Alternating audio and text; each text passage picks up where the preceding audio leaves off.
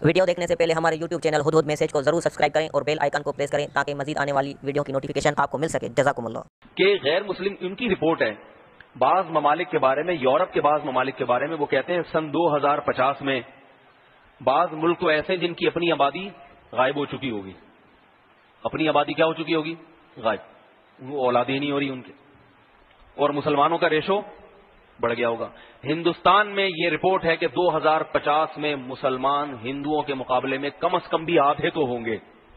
اتنا بڑھ رہے ہیں مسلمان. تبھی آپ کو بتائیں ہندوؤں کی جو تنظیمیں ہیں وہ مسلمانوں کی نسل کشی کی باتیں کر رہی ہیں کہ ان کو ایسا انجیکشن لگاؤ ان کے یہاں بچے نہ ہو، ایسے زبردستی ٹھوکو ان کے ٹیکے. بی بی سی پہ رپورٹیں آ رہی ہیں، وہاں کی جو متعصب تنظیمیں ہیں وہ یہ چاہ رہی ہیں کہ مسلمانوں پر قانون بنایا جائے کہ یعنی ان کو جیسے پولیو کے قطرے ہمارے یہاں پینا ضروری ہے نا، جو نہیں پیے تو دائرہ اسلام سے خارج ہے وہ، تو ایسے ہی وہ کوشش کر رہے ہیں کہ بھئی ایسا قانون بناؤ کہ جو مسلمان اپنے ٹیکہ نہیں لگوائے گا، نس بندی نہیں کرے گا، وہ ہندوستان سے خارج، اسے ہندوستان میں رہنے کا حق نہیں. یہ کوششیں ہو رہی ہیں صرف اس لیے ہو رہی ہیں، ان کو پتا ہے کہ بھائی جتنا مرضی کر لو ریشو کن کا؟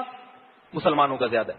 تو میں یہ بتا رہا تھا کہ سن 2050 میں بعض یورپ کے ممالک کے بارے میں رپورٹ ہے کہ، اور دنیا کے بارے میں تو رپورٹ یہ کہ اسلام دنیا کا سب سے بڑا مذہب بن چکا ہوگا. یہ بی بی سی کی رپورٹ آپ کو بتا رہا ہوں، حالانکہ وہ غیر مسلم ہیں، لیکن وہ بتا رہے ہیں کہ آبادی کے ریشو کی وجہ سے 2050 میں دنیا کا سب سے بڑا مذہب کون سا ہوگا؟ اسلام. اور اس کے بعد دنیا کا سب سے بڑا مذہب عیسائی، اور پھر تیسرے نمبر پر دنیا کا سب سے بڑا مذہب ہندو ہوگا، کیونکہ ہندوؤں کی نسل بھی دوسری قوموں سے بہرحال اس کا ریشو زیادہ ہے. اور عجیب بات آپ کو بتاؤں، کچھ ممالک سویڈن، جاپان اور فرانس، کچھ ممالک تو ایسے ہیں جو خود ہی غائب ہو رہے ہیں. سمجھ رہے ہیں؟ ان کا گروتھ ریشو اتنا گر گیا ہے کہ ان کے بارے میں یہ کہ یہاں کے مقامی لوگ غیروں کے غلام بنے ہوئے ہوں گے. ابھی جاپان کی ایک رپورٹ پیش کروں آپ کو.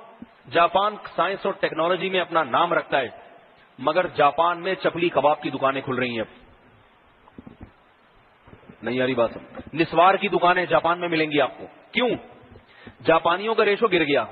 غیر پٹھان جو ہے نا، پٹھانوں کی آبادی دنیا میں سب سے، عربوں کے بعد سب سے زیادہ آبادی کا بڑھنے کا ریشو پٹھانوں کا ہے. سب سے زیادہ تو عربوں کی بڑھتی ہے، عرب کی آبادی بہت تیزی سے بڑھتی ہے.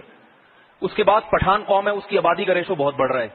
رپورٹ یہ ہے ابھی جاپان میں چونکہ پٹھانوں کا ریشو بڑھتا ہے تو نتیجہ کیا نکلا کہ جاپان میں پٹھان جو تجارت ہے نا وہ پٹھانوں کے ہاتھ میں آ رہی ہے آہستہ آہستہ.